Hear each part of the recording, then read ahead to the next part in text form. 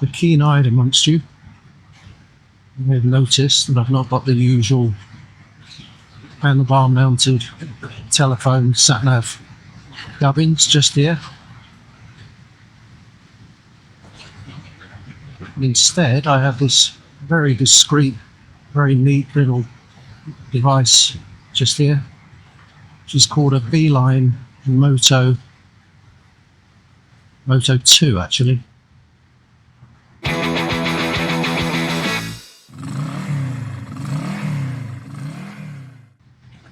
The reason for testing the Beeline is entirely down to cosmetics.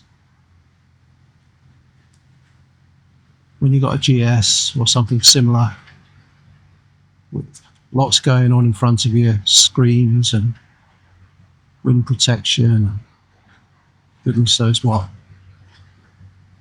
you can fill your cockpit with all sorts of things: phones, dedicated sat-navs, car pure rides, cameras, anything you want, and it doesn't look out of place. And certainly on my GS, I took advantage of all of that. The R12 NineT being a modern classic, it is exactly that. It's got those looks. It's an absolutely beautiful bike, or at least I think it is anyway. And sometimes when I'm glancing down, looking at a big old phone and stuff here in front of me, it does detract from the kind of style and the looks of the bike. And obviously the great thing about this little Beeline is it is small and very understated. And actually the design of it is very much in keeping with the bike. However, there are of course compromises to having a GPS that size. I do have a little bit of history with the Beeline Moto actually. When I had my Triumph Speedmaster, I bought the original Beeline Moto for the very same reasons. Sat-nav, phone, mounted on the handlebars, just really looked out of place. It was unusable, really was. It just had, it was smaller, believe it or not, than this Moto II. And it didn't have a map representation on the screen. Just had a big arrow pointing you in the general direction that you should be heading. I mean, it was, honestly, it was absolutely terrible. So that didn't last very long. I sold that very quickly. But the Beeline Moto II is a very, very different animal altogether.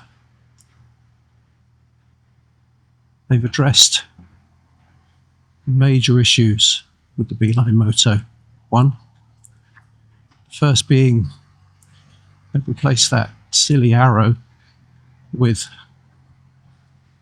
hopefully you can see it with a camera, but an actual, it's black and white, but an actual representation of the roads you're on. Two, the screen itself is, I think, at least 50% bigger, or it may even be twice the size, I can't remember, but it is quite a bit bigger. Thirdly, and I think this is probably the biggest issue, or I should say the biggest improvement, is that you now get turn-by-turn directions in your ear. So just like any other GPS system, it's talking to me through my headset, giving me turn-by-turn directions. That's the big game changer for me. The way it works is you've got the Beeline app on your phone, so you do need to run a phone with this. It won't run independently. So you open up the Beeline, obviously you connect the Beeline to your phone, you only do that once, and then whenever you turn it on, it automatically connects. And then the Beeline app is effectively just like most of the other navigation apps, where you can create your routes within it, or you can import GPS files. Once you've got the route that you want, just press ride, and then you can put your phone away. It is small, but it's usable. My eyes aren't brilliant, but I can see that quite clearly, giving me a good indication of the road layout. It's telling me that my next turn off to the right is in 4.4 miles. And in my ear, it's keeping me updated accordingly. And really, that's all you need. But is it any good?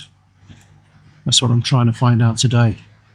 But I've got to say, what have we done? 17 miles so far today. And actually, it's behaved flawlessly to this point. It's guiding me very confidently around all these little kind of side roads. You may have noticed some really bright LEDs at the top of the unit here. So apart from the audio instructions in your ear, it gives you some really good visual cues. So if you didn't have the in-ear voice instruction, you could probably get away with it just looking at the unit and the little map. I think it actually beeps as well. I think the unit itself beeps. But all that is pretty unnecessary if you've got the audio turn-by-turn instructions in your ear. Beeline does have a number of other screens with lots of all sorts of other information, as you would normally expect with any sat-nav. They've made it actually quite easy, very glove-friendly to switch between the screens. All you've got to do is quite literally just press on the edge. Just moved it to the ride menu. You can see that's actually battery life. That's battery life of the phone that's connected to it, and also the unit itself.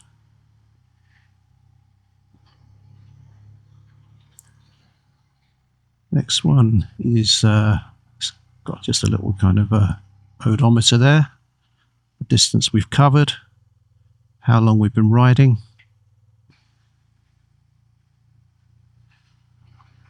So that's the current speed.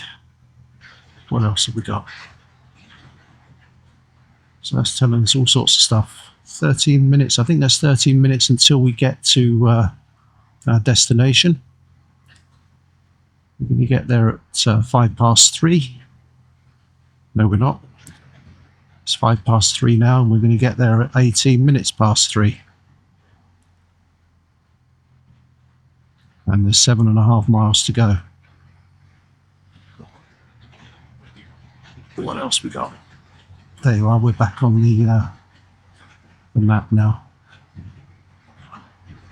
So yeah, quite a clever little thing, quite sophisticated for such a small unit.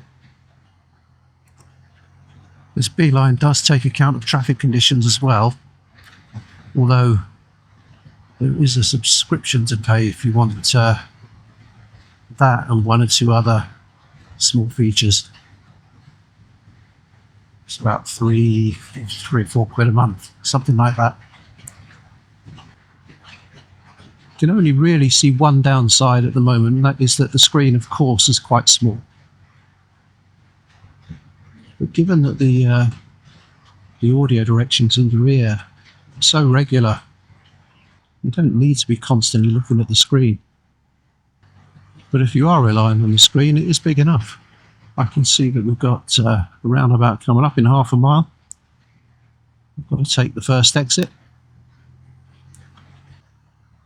I've just noticed that the map has got a little speed indicator just to the right of it, or speed limit indicator. It's telling me it's 30. And when you exceed that speed limit, it turns red. So at the moment, it's looking like a bit of a keeper.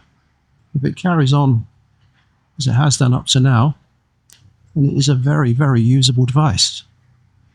Of course, it won't fully replace my usual MyRoute phone kind of combination.